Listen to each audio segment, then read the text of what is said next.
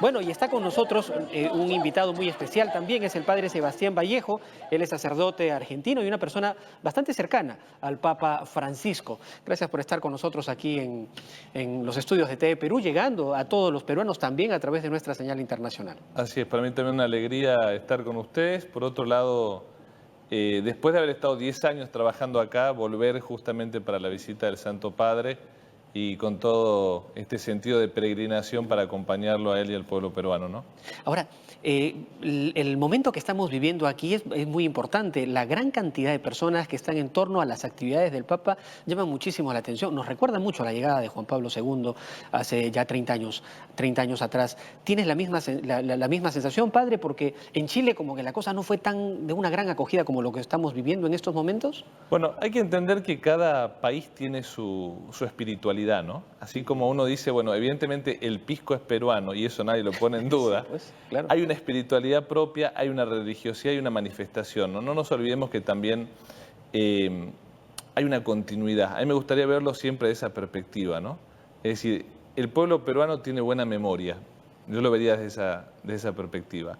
Es decir, no se olvida quién es el vicario de Cristo. Y al igual que los países de Latinoamérica, tienen muy claro que la Iglesia Católica está en esa raíz fundante, ¿no? Y el testimonio vivo son los santos que tiene Chile, que tiene Perú, que tiene Ecuador, ahora que estoy yo también allí. Es decir, tenemos una raigambre católica común, pero al igual que la comida, bien sazonada en cada lugar, y Perú está dando cuenta del cariño que le tiene al Santo Padre. Para para el Papa Francisco, las imágenes religiosas son muy importantes también, ¿no? Es más, ahora en Huanchaco hay 39 imágenes que se van a juntar allí en la playa y una más, la 40, que va a estar en la Plaza de Armas por la tarde. Eh, ¿Qué significa para él este acercamiento con estas imágenes que a final de cuentas terminan moviendo la fe de los peruanos? Claro, ten presente algo importante, ¿no? Cuando él estuvo como redactor también, ¿no? del documento de Aparecida, él lleva a descubrir que hay un humus, una tierra fértil en esa religiosidad popular Ujú. que expresa en cierta manera el espíritu del pueblo santo de Dios. Así también lo manifiesta él, ¿no? Entonces, no es un dato menor, porque evidentemente subyace el fermento de esa catolicidad que yo creo que se ha despertado ahora como se despertó hace 30 años atrás y nunca ha estado del todo dormida, pero que nos lleva a ver en el signo de lo religioso, especialmente la pertenencia a este pueblo común que es la Iglesia Católica en su universalidad. Y algo muy interesante, ¿no? Que forma parte de esta dimensión cultural que tienen nuestros pueblos y dimensión que rescata mucho el Papa Francisco, ¿no? Es decir, no a la colonización ideológica, no a perder el sentido de raigambre de lo cultural, y por eso destaca tanto a los abuelos que transmitan la De fe, acuerdo. a los jóvenes que valoren la presencia de los abuelos, y yo creo que salga este número de imágenes, bueno, el Señor de los Milagros que siempre está presente también aquí, etcétera, nos muestra una iglesia en salida, nos muestra una iglesia que está viva y saber que para tantos hermanos que también no tienen de repente la fe católica, no significa la idolatría, sino la veneración de estos signos sagrados que nos remiten a Dios. Entonces, yo te podría decir esto, están saliendo los fieles tras el llamado de Dios, unirnos en la esperanza. Claro, y eso es un poco el mensaje, ¿no? Unidos en la Esperanza es parte del nombre a esta visita que está haciendo el Papa Francisco a nuestro país, de que indistintamente si son católicos o no, hay una gran concurrencia de personas, porque tenemos un líder espiritual en nuestro país que tiene esa capacidad de poder transmitir amor, entrega, servicio hacia los demás. Y es un poco el mensaje que él nos está dando. Claro, y ten presente lo otro, ¿no? Que es el hecho de decir, hoy por hoy, lo decía ya el beato Pablo VI, el mundo no necesita maestros, necesita testigos de Cristo. Ahí está la diferencia. Ujú. Por eso no viene el Santo Padre con soberbia a enseñar, lo manifiesta en los gestos, en la sencillez, presentándonos un encuentro que él tiene con Cristo y que comparte con los hombres de buena voluntad. Por eso es interesante el hecho de lo que tú decías, ¿no? Es decir, esto no está cerrado o constreñido a un grupo religioso. Es un mensaje universal donde es el representante de Cristo hablándole de la esperanza que se funda en Cristo. Porque ayer, por ejemplo, yo destacaba, ¿no?, cómo ponía en el centro la dimensión de la dignidad humana, el cuidado de la naturaleza, nos tocaba todas las conciencias, pero decía algo muy interesante a los pueblos originarios: no dejen que se pierda la raigambre católica que tiene. Y hay algo que a mí me ha llamado la atención en ese discurso, es que se refiere a la tierra como la madre, ¿no? Y eso está muy vinculado a, a la Pachamama, que es esta cosmovisión andina que también tenemos nosotros, del valor que tiene la tierra, ¿no? De cómo se juntan nuestras culturas en un mensaje que trae el Papa respecto de lo que nosotros sentimos en nuestro país, ¿no? Bueno, lo que hay que saber bien es que como buen misionero que es, y ha recorrido las calles de Buenos Aires, ha recorrido cada lugar donde ha estado, esa empatía que tiene es fundamental. Él también entiende esto, ¿no?, el sentido de la palabra. Al decir Madre Tierra, justamente está rescatando una noción originaria, pero que tiene un bautismo claro. No es la tierra digna de adoración, sino solo Dios. Pero es interesante esta dimensión que nace de la encíclica, incluso Laudato Si, ¿no?, que es con la cual él también empieza esta revolución en el buen sentido de poner una nueva ecología y una nueva dimensión de entender la Madre Tierra como la casa común. Yo creo que es interesante porque nos invita, fíjate, no solo a hacernos cargo, como lo decía ayer hablando de la trata de personas y demás, de lo que significa esta situación tan delicada, es decir, la pérdida de dignidad de cada persona, sino también el saber que estamos en una casa que hay que cuidarla.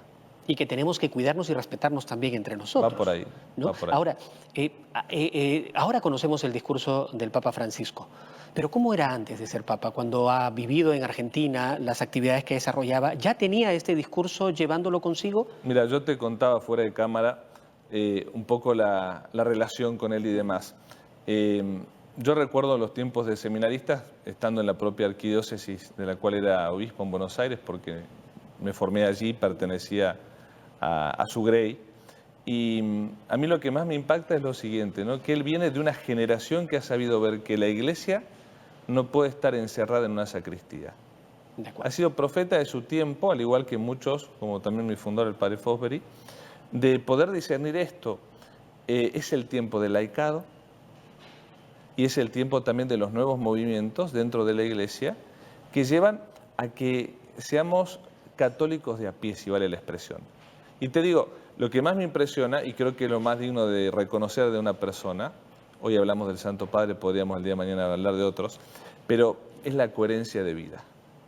Yo recuerdo, por ejemplo, hablando de la religiosidad popular, como en su momento en Buenos Aires, en los grandes puntos neurálgicos de la ciudad, entiéndase un terminal terrestre, entiéndase una estación de trenes, puso a sus obispos, a sus sacerdotes, en carpas, a bautizar, a bendecir y a confesar toda la gente que quisiera acercarse.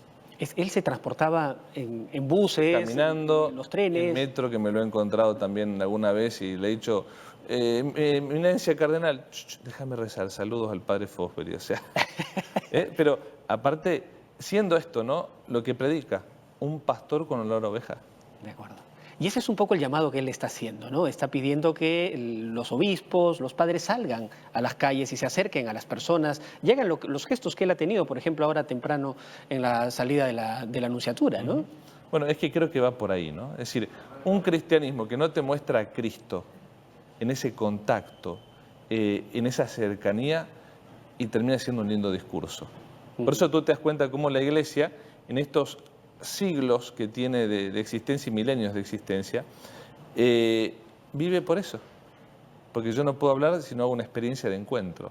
El resto, las ideologías pasan, los proyectos y las utopías se caen, pero la Iglesia fundada por Cristo sigue caminando pese a que a veces estamos un poquito dormidos. Y es un poco la cultura que él viene promoviendo, esta famosa cultura del encuentro, ¿no? Lo que ha tenido ayer con las comunidades indígenas es un encuentro, lo que va a hacer ahora en Huanchaco también es un encuentro, o sea, va más allá de un acto religioso, de una misa, de la solemnidad que este acto pueda tener. Mira, tú mencionas muy bien esa cultura del encuentro, la cual promueve lo que ahora nos toca, creo yo, como tarea, que es la cultura del diálogo y también la cultura del perdón.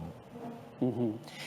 Esperemos que esto, digamos, lo que va a hacer ahora en Trujillo va a ser muy distinto de lo que ha hecho ayer en Madre de Dios, lo que hizo en Palacio de Gobierno, con un discurso también bastante claro y directo para los que tienen la responsabilidad política del país, de luchar contra la corrupción.